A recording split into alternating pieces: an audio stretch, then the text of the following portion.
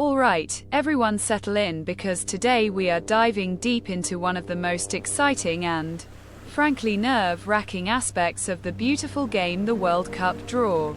We're not just talking about any draw though, oh no, we are talking about the mother of all draws, the expanded 2026 World Cup, and specifically we're going to fantasize about finding the absolute luckiest possible group a top seed could ever hope to land in.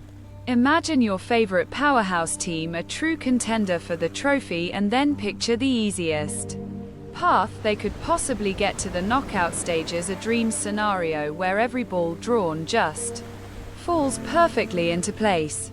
This isn't just a casual chat, this is a full-blown strategic breakdown, a deep dive into the mechanics of the draw, the new format, and how to game the system for maximum good fortune. So you know that feeling right when the World Cup draw happens and your heart starts pounding like crazy. It's that moment of pure anticipation where dreams are either born or shattered in a matter of seconds. You're just sitting there glued to the screen, hoping against hope for a favorable outcome for your team. Every single ball drawn feels like a lifetime, doesn't it? Well, for the 2026 World Cup, that feeling is going to be even more intense, even more dramatic. Because everything is changing, everything is getting bigger. The 2026 World Cup is going to be a monumental event, the biggest ever, with an unprecedented 48 teams competing for glory across North America.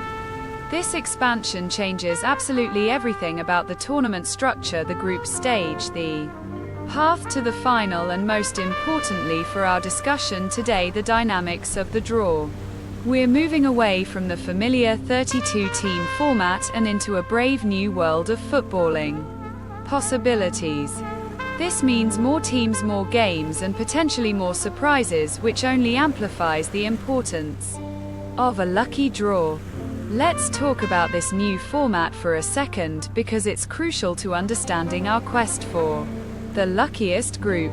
Instead of 8 groups of 4 teams, we're now looking at 12 groups of 4 teams. This is a significant shift that has huge implications for how teams progress and how we define an easy group. The top 2 teams from each of these 12 groups will automatically qualify for the knockout stage. But wait, there's more, because we need to get to a round of 32, right? So FIFA is also bringing in the 8 best third-place teams from across all 12 groups. This third-place qualification rule is a game-changer for our discussion about luck. It means that even if a top seed somehow underperforms or faces an unexpected challenge within their group, they still have a safety net. For the weaker teams, it offers a glimmer of hope, a chance to scrape through even if they can't beat the top 2. But for our hypothetical top seed, it means that even a slightly less dominant performance might still be enough to progress, which further reduces the pressure of the group stage. The margin for error just got a little bit wider for everyone involved. Now let's zoom out a bit and consider the overall structure of the World Cup draw itself. It's a complex process designed to create a balance of competitive groups while adhering to various geographical and ranking-based constraints. Teams are typically divided into 4 pots based primarily on their FIFA World Ranking at the time of the draw. Pot 1 contains the highest-ranked teams, including the host nations, who are automatically seeded. This is where our dream team resides, a true footballing giant ready to conquer the world. The general rule of thumb is that no 2 teams from the same confederation can be drawn into the same group. There's one major exception to this rule though, and that's for European teams, because UEFA has so many representatives, usually around 13 or 14 teams, it's impossible to avoid having multiple European teams in some groups. You might see up to 2 European teams in a single group, but never more than that. This is a key detail we'll need to remember as we construct our dream scenario. So what exactly makes a team weak in the context of a World Cup draw? It's not just about a low FIFA ranking, although that's certainly a major factor. We're talking about teams with limited international experience, especially on the big stage. Teams that might have struggled significantly in their qualification campaigns, barely scraping through. Perhaps they have a history of underperforming at major tournaments, or they lack star power and depth across their squad. We're looking for teams that on paper present the least formidable challenge possible. Another aspect of weakness can be geographical. Imagine a team from a confederation that historically doesn't perform well outside of its own region, or a team that has to travel an immense distance to the host nation. While all teams face travel in a World Cup, some are simply better equipped to handle it than others. We want opponents who might be more susceptible to jet lag or unfamiliar climates, giving our top seed an even greater edge. It's all about stacking the odds in our favor, my friends. Alright, let's get down to the fun part, actually building this luckiest possible group for our hypothetical pot 1 powerhouse. We're assuming our team is a top-tier nation, a Brazil, a France, an Argentina, a Germany, or a Spain. They are in pot 1, they are seeded, and they are ready to dominate. Now we need to pick the weakest possible opponent from each of the other 3 pots, pot 2, pot 3, and pot 4, while adhering to all the draw rules.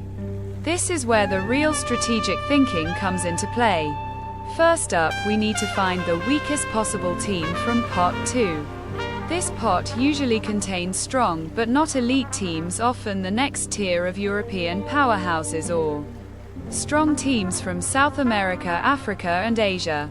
To find our weakest link, we'd be looking for a team that might have had a slightly shaky qualification campaign, or perhaps a team from a confederation that typically has fewer strong teams. We want to avoid those tricky European sides or resilient South American teams.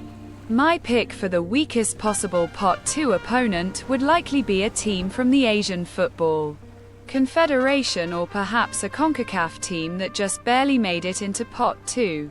Let's say we draw a team like Uzbekistan or Panama. These teams are certainly capable and have earned their spot, but compared to a Netherlands or a Uruguay, they represent a significantly less daunting challenge. They might lack the tactical sophistication or the individual brilliance to truly trouble a top seed. This immediately sets a comfortable tone for our group. Next, we move on to pot 3, and this is where we can really start to feel the luck building.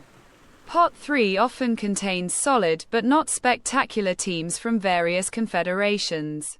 We're looking for a team that might be a bit of a wild card, a team that perhaps qualified through a less competitive route, or one that has a history of struggling against top-tier opposition. Again, we're aiming for minimal threat, maximum comfort.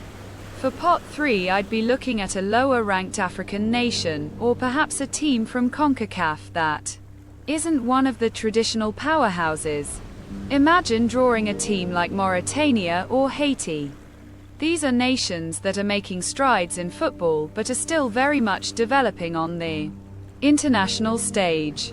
They would likely be thrilled just to be at the World Cup and might not have the experience or the depth to truly compete with a world-class team.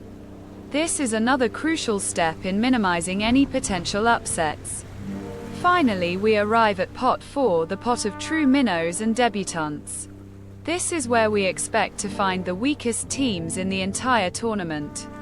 These are often teams that have scraped through intercontinental playoffs or are from smaller confederations with less developed footballing infrastructure. This is where our luck can truly shine through, giving us an opponent that is almost guaranteed to be an underdog. My ultimate pick for the weakest pot 4 opponent would undoubtedly be a team from the Oceania Football Confederation that wins the intercontinental playoff. Think about a team like New Zealand or even a Pacific Island nation that manages to qualify. These teams often have very limited professional leagues, and their players might not be accustomed to the intensity and quality of a World Cup. Alternatively, we could look at a very low-ranked Asian or African side, a true Cinderella story, just happy to be there.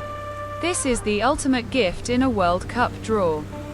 So our hypothetical luckiest group for our Pot 1 powerhouse would look something like this: our top seed from Pot 1, then Uzbekistan from Pot 2, Mauritania from Pot 3, and finally New Zealand from Pot 4.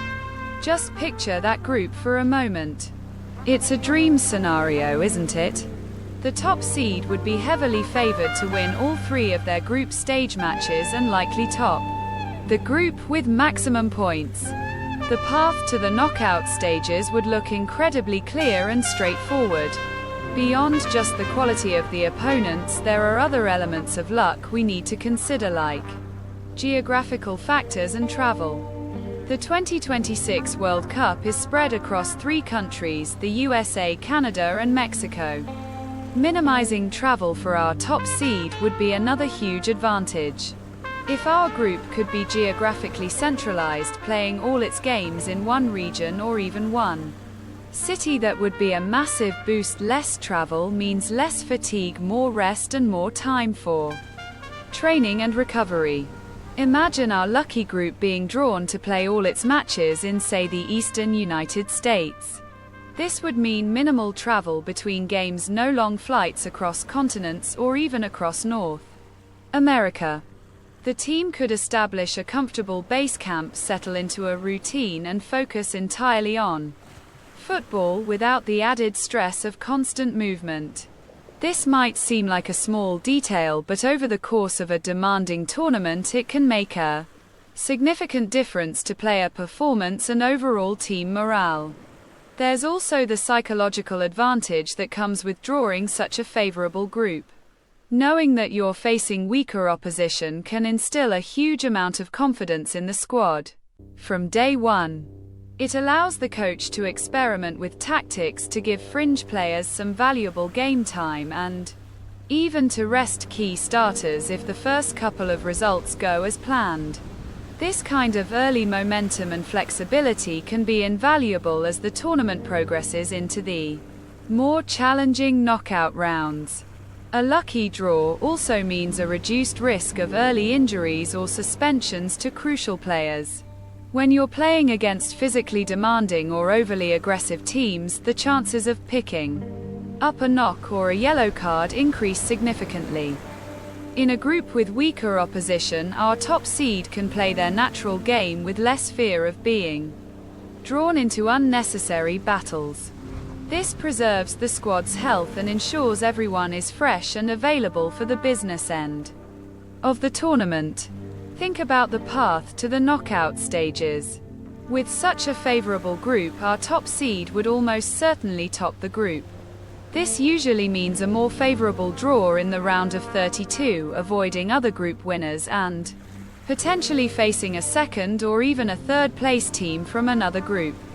It creates a domino effect of good fortune, setting up a smoother ride deeper into the competition. Every step of the way, the luck of the draw continues to pay dividends. Now I know what some of you might be thinking: isn't this all a bit too easy? Doesn't this take away from the magic of the World Cup? And you'd be right to a certain extent, because football is inherently unpredictable. The beauty of the World Cup lies in its upsets, its giant killings, and the sheer drama of every single match. Even the weakest teams can have their day, can pull off a shock result that sends ripples through the tournament. We've seen it happen countless times throughout World Cup history. Remember Costa Rica topping a group with England, Italy, and Uruguay. Or Saudi Arabia beating Argentina in the last World Cup. These moments are what make the tournament so captivating, so unforgettable. So while we're fantasizing about the luckiest possible group, we must always remember that on any given Sunday or any given World Cup match day, anything can happen. Complacency is the biggest enemy in football. The expanded 48-team format also means that even the weaker teams have had to go through a rigorous qualification process to get there. They've earned their spot, and they'll be coming to the World Cup with immense pride and determination. Many of these teams will be making their World Cup debut, and for them every match is a final, every moment is a chance to make history. They might not have the star power, but they'll certainly have the heart and the desire. However, for the sake of our thought experiment, we are focusing purely on the statistical and historical likelihood of an easy draw. We're looking at the absolute best-case scenario for a top seed. We're imagining a world where everything aligns perfectly, where the football gods smile upon our chosen team. It's about minimizing risk, maximizing potential, and setting the stage for a truly dominant tournament run. So there you have it, my friends, the blueprint for the luckiest possible group in the 2026 World Cup draw. A group that would fill any fan with immediate joy and confidence, a group that would allow a top seed to conserve energy, build momentum, and cruise into the knockout stages. It's a fantasy scenario, yes, but it's a fantasy rooted in the realities of the draw mechanics, the new format, and the historical performance of nations. As we look forward to the 2026 World Cup, the excitement is already building. The draw will be one of the most anticipated events leading up to the tournament, and every football fan around the world will be glued to their screens. Whether your team gets a dream draw or a group of death, the drama and passion of the World Cup are always guaranteed. But for today, we allowed ourselves to dream of the easiest path, the smoothest ride, the luckiest possible outcome. What do you think of my dream group? Do you agree with my choices for the weakest teams from each pot? Which teams would you put in your luckiest group? Let me know in the comments below, because I absolutely love hearing your thoughts and predictions. Don't forget to like this video if you enjoyed this deep dive, and subscribe to the channel for more football content just like this. Until next time, keep dreaming of those perfect draws and keep supporting your teams.